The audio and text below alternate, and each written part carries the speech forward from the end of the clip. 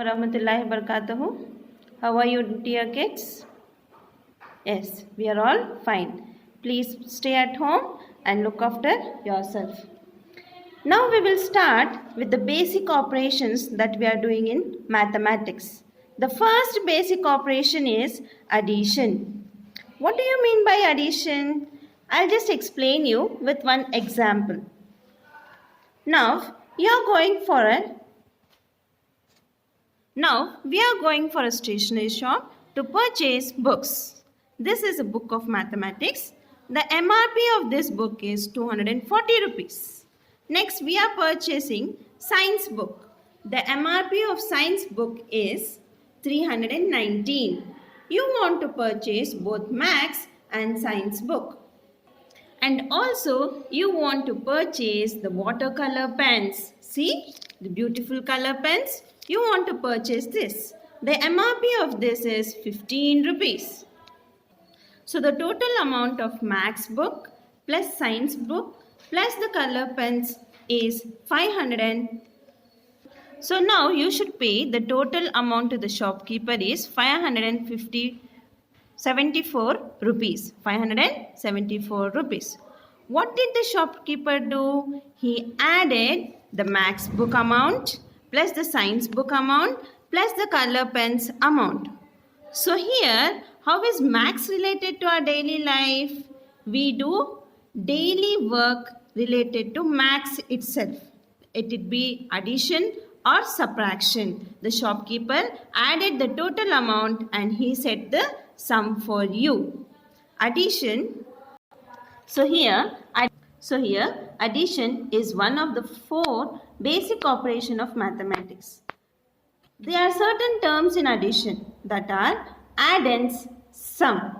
Let us do addition. Now, the symbol we use for addition is this, plus mark. There are certain properties of addition. The first property is numbers can be added in any order. If we add the numbers in any order, see this is the first addends, that is 2341 plus 1437.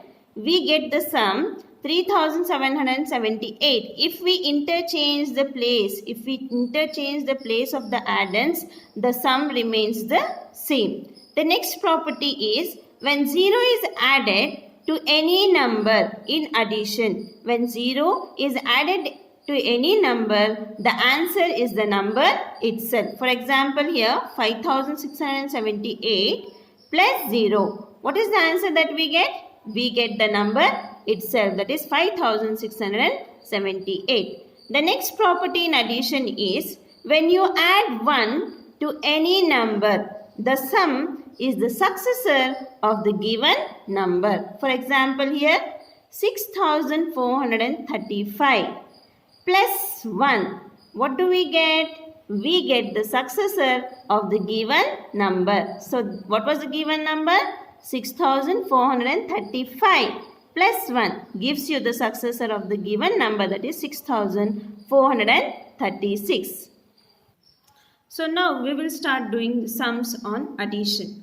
First, we will do addition without regrouping, that you have already learned in your lower class. This is just the bridge course. Bridge course means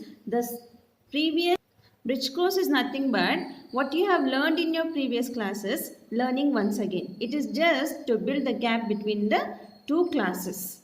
First sum here given is, we have to add 235 plus 412.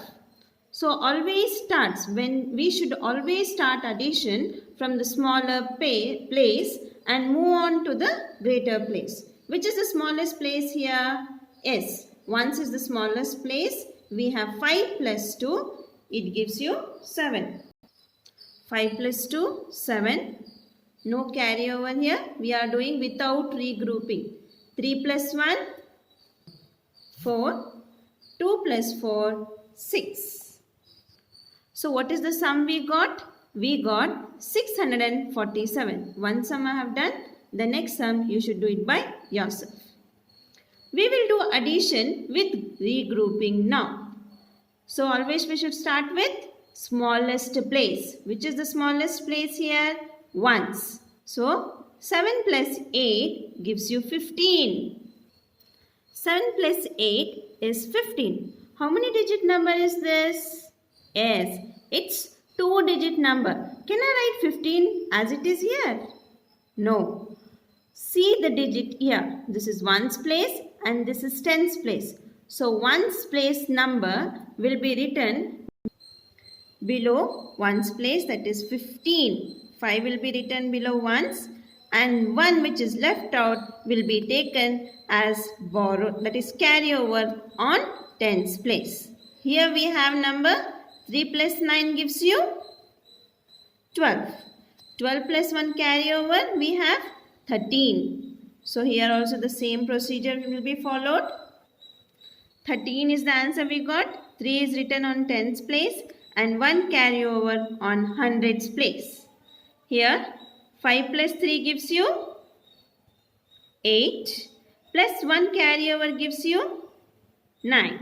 So 9 can be written directly as it is. So we got the answer 935.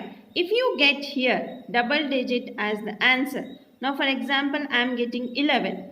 You can write directly 11 here because you don't have further any number or any place here. You can write 11 directly here. The next sum to be done by yourself, students.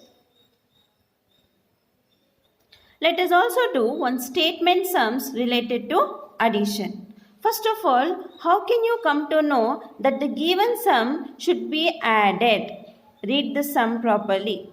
Our school library has 2,384 Kannada books and 1,598 English books.